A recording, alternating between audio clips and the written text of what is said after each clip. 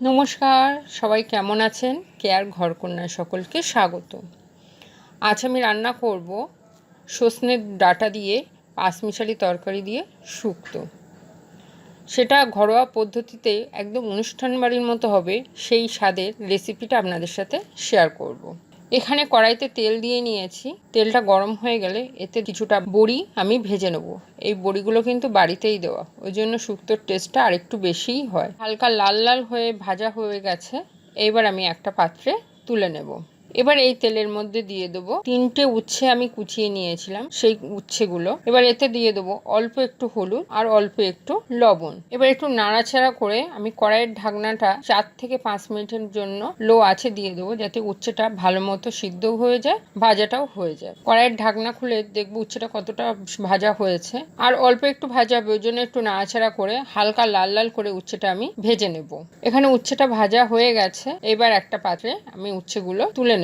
এবার ওই তেলের মধ্যে দিয়ে দেবো পুরো করে কেটে রাখা বেগুন, যেটা আমি লবণ হলুদ মাখিয়ে রেখেছিলাম। বেগুনগুলো আমি আগেই ভেজে নিয়ে তুলে নেব, হালকা লাল লাল করে ভেজে তুলবো। বেগুনগুলো ভাজা হয়ে গেছে, বেগুনগুলো তুলে নেব। এবার এই তেলের মধ্যে দিয়ে দেবো 1 চামচ পাঁচফোড়ন। পাঁচফোড়নটা হালকা লাল লাল হয়ে আসলে এর মধ্যে দিয়ে দেবো 1 চামচ আদা বাটা। আদাটা দেওয়ার সাথে সাথে আমি অল্প একটু লবণ দেবো, না হলে আদাটা প্রচন্ড ছিটকায় গরম তেলে। দিয়ে ভালো করে একটু নাড়াচাড়া করে নেবো। এবার এর মধ্যে দিয়ে দেবো পরিমাণ মতো হলুদ দিয়ে মশলাটাকে ভালো মতো কষে নেবো, যাতে আদার গন্ধটা না থাকে। এবার এর মধ্যে দিয়ে দেবো আলু, কাঁচকলা আর পেঁপে আর সজনের ডাঁটা, যেটা আমি আমার পছন্দ মতো সাইজ করে কেটে রেখে দিয়েছিলাম। দিয়ে একটু নাড়াচাড়া করে মশলার সাথে মিশিয়ে নেব।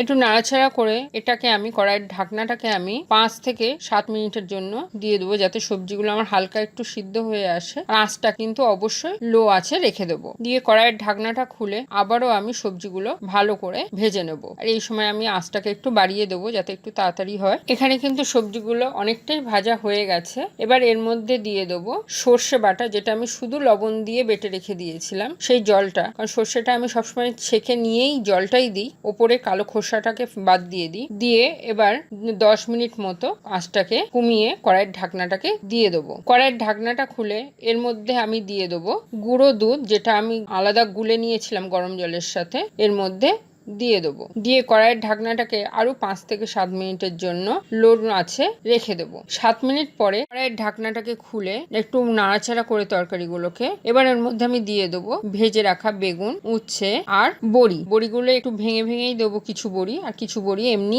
গোটা দিয়ে দেবো। দিয়ে আবারও আমি সব একসাথে মিক্স করে নেবো। একটু দেখে নেবো সবজিগুলো কতটা সিদ্ধ হয়েছে। এখানে কিন্তু সবজিগুলো ভালো মতো সিদ্ধ হয়ে এসেছে। এবার সব সবজিগুলোকে একসাথে আমি কিছুক্ষণের জন্য ফুটতে দেবো। সবজিগুলো ফুটে উঠলেই এবার এর মধ্যে দিয়ে দেবো স্বাদ মতো চিনি। এখানে শুক্তোটা আমার প্রায় কমপ্লিট হয়ে এসেছে। এর মধ্যে দিয়ে দেবো 1 চামচ ঘি। দিয়ে আবারও একটু নাড়াচাড়া করে আমি সার্ভ করে দেবো। গরমের দিনে দুপুরের খাবার পাতে কিন্তু দারুণ একটা রেসিপি, টেস্টও হয় একদম অনুষ্ঠান বাড়ির মতো। তাহলে রেসিপিটা কেমন লাগলো অবশ্যই আমাকে কিন্তু কমেন্ট বক্সে জানাতে ভুলবেন না। আর আমার পেজটাকে লাইক আর শেয়ার করতেও কিন্তু ভুলবেন না, যদি আপনাদের রান্নাটা পছন্দ হয়ে থাকে। আমার চ্যানেলটি সাবস্ক্রাইব করে নিতে কিন্তু ভুলবেন না। তাহলে আজ এই পর্যন্তই থাক, আবার কোনো দিন দেখা হবে নতুন কোনো রেসিপি নিয়ে।